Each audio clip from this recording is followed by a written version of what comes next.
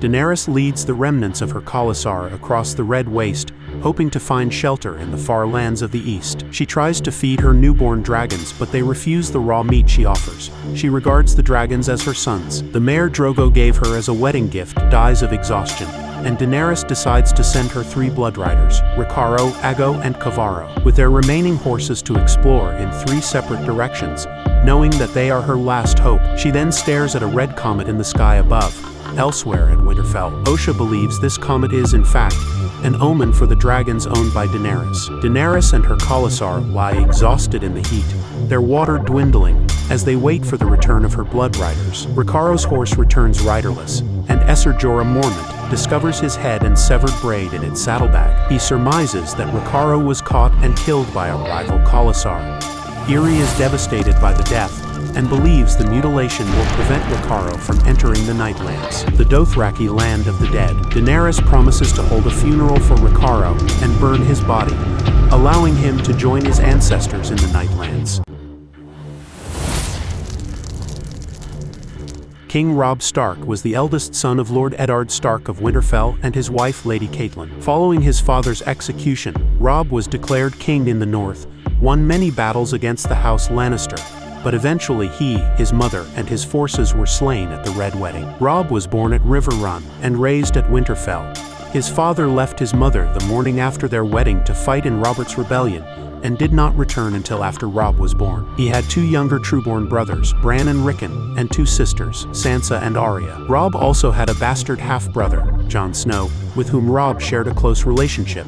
Jon is actually Robb's cousin by blood, as Jon is the son of Lyanna Stark and Rhaegar Targaryen. Robb was also close to his father's ward, Theon Greyjoy, whom he counted as his best friend outside of the family. Robb had been trained from childhood to wield a sword and wear armor by Winterfell's Lord Commander Jorah Mormont's rangers arrive at Craster's keep, having passed several abandoned wildling villages. Jon Snow, Gren, Edison Tollett, and Samwell Tarly are repulsed by Craster, who has many wives, most of whom are also his own daughters, but who seemingly has no sons. Craster tells Jorah that he has not seen the missing Benjen Stark, and reports that the other wildlings are assembling for the King Beyond the Wall Mance Rayder. Jon challenges their host, who is low and crude, but is demanding and demeaning when he is talking to the noble Commander Mormont, who ignores his insulting behavior. When Craster refers to them as Southerners, Jon argues with him.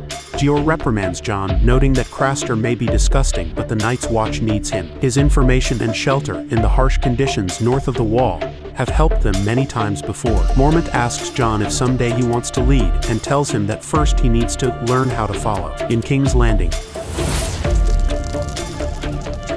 King Joffrey Baratheon holds a tournament to celebrate his name day on the walls of the Red Keep. He is irritated by Ser Dantos Hollard, who arrives both late and intoxicated for his bout. Joffrey orders his guards to pour an entire barrel of wine down Dantos's throat with a funnel. Sansa Stark intercedes, telling Joffrey that ordering a death on one's name day is bad luck. Joffrey dismisses this as a mindless superstition, but Sandor Clegane seconds her. Sansa convinces Joffrey to instead make Dantos his court fool, for which Dantos is grateful. Tyrion Lannister arrives back in King's Landing, to Joffrey's disdain, but to the delight of Tommen and Myrcella, who had worried that he was dead. The small council is in session to discuss the Conclave's announcement that the long summer has ended. Cersei orders the city gates closed to refugees from the war in the Riverlands. When Tyrion arrives with a letter from Lord Tywin, appointing him as acting hand of the king in Tywin's stead, Cersei becomes livid. She is suspicious that Tyrion is taking power for himself, but he convinces her that he is there to act as an advisor. He criticizes his sister for failing to rein in Joffrey and overseeing numerous bad decisions, particularly the execution of Ned Stark. Their actions have sparked a war, which he adds, their side is currently losing. He is even more incredulous when he learns that Arya Stark escaped, pointing out how much stronger their position could have been with 3 Stark hostages. Tyrion hides his lover Shae in his chambers in the Tower of the Hand, because he was forbidden by his father to bring her with him. She is initially thrilled at being brought to the capital, and says that big cities make her want to fuck. Cersei tasks Petyr Baelish with finding Arya. She needles Petyr about his unrequited love for Catelyn, and he counters by referencing her relationship with Jaime, telling her that knowledge is power. She responds by threatening his life in a demonstration of her control over her guards, ordering them to first seize Bellish and cut his throat, and almost immediately rescinding the order. She warns him that power is power. Joffrey redecorates his throne room, hoping to restore the intimidating grandeur it held under the Targaryens. He refuses his mother's suggestion that they ask Tywin Lannister for aid in the search for Arya, because he does not feel it is necessary to find her, and does not feel it is fitting for a king to ask for help. He blames Tywin for their losses in the war and the capture of Jaime. Having heard rumors about his parentage, he confronts his mother. She dismisses it as gossip spread by his enemies. He questions her about his father's bastard children, and insults her by saying that Robert had grown tired of her. She slaps him, and he warns her never to hit him again under threat of death. Lord Janos Slynt leads a citywide massacre of Robert's bastards.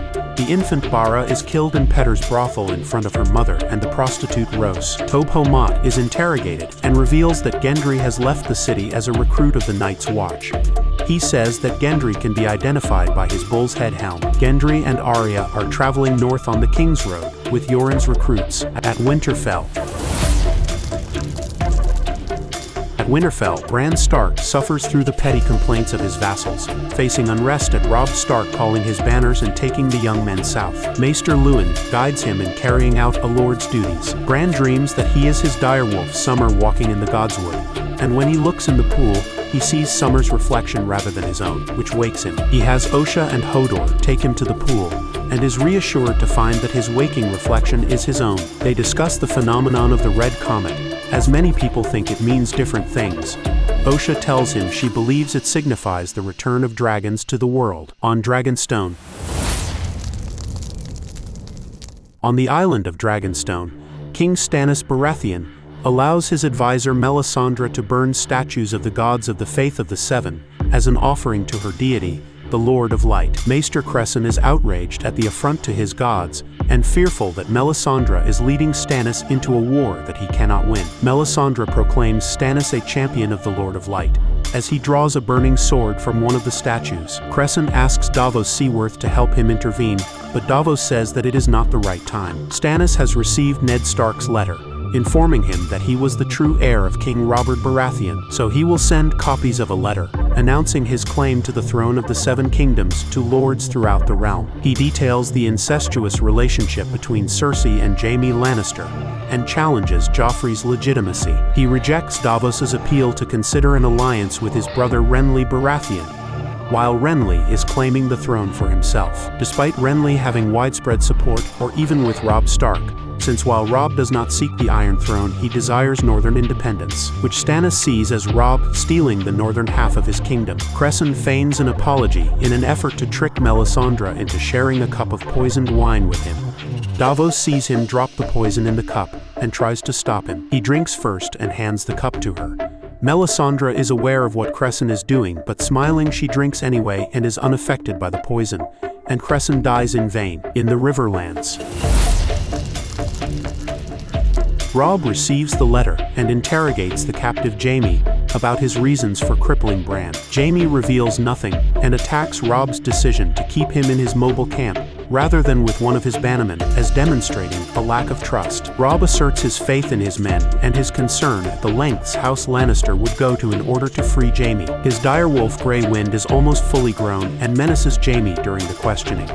Robb sends his prisoner Alton Lannister to King's Landing with peace terms. His demands include the release of his sisters, the return of his father's remains, along with the remains of all those who served him, and the recognition of the North as a free and independent kingdom. Theon Greyjoy appeals to Robb to send him to Pike to seek an alliance with his father Balon, citing their need for a fleet in order to attack King's Landing. Catelyn counsels against putting trust in Balon because of his history of rebellion. She asks Robb to consider exchanging Jaime for his sisters. She then asks to return to her younger sons at Winterfell, but Robb tasks her with seeking an alliance with Renly, and sends Esser Roderick Castle instead to Winterfell. In the Red Waste, Daenerys Targaryen leads her diminished khalasar east into the Red Waste to avoid her rivals. She is surrounded by powerful enemies, who Ser Jorah tells her will kill her and take her dragons. The deadly emptiness of the Red Waste is her only option. She struggles to make her dragons eat what little meat she has, and her people face starvation. Her beloved white mare, her first gift from Khal Drogo, dies, prompting her to halt the march and send 3 of her blood riders in 3 different directions to scout for sustenance and refuge.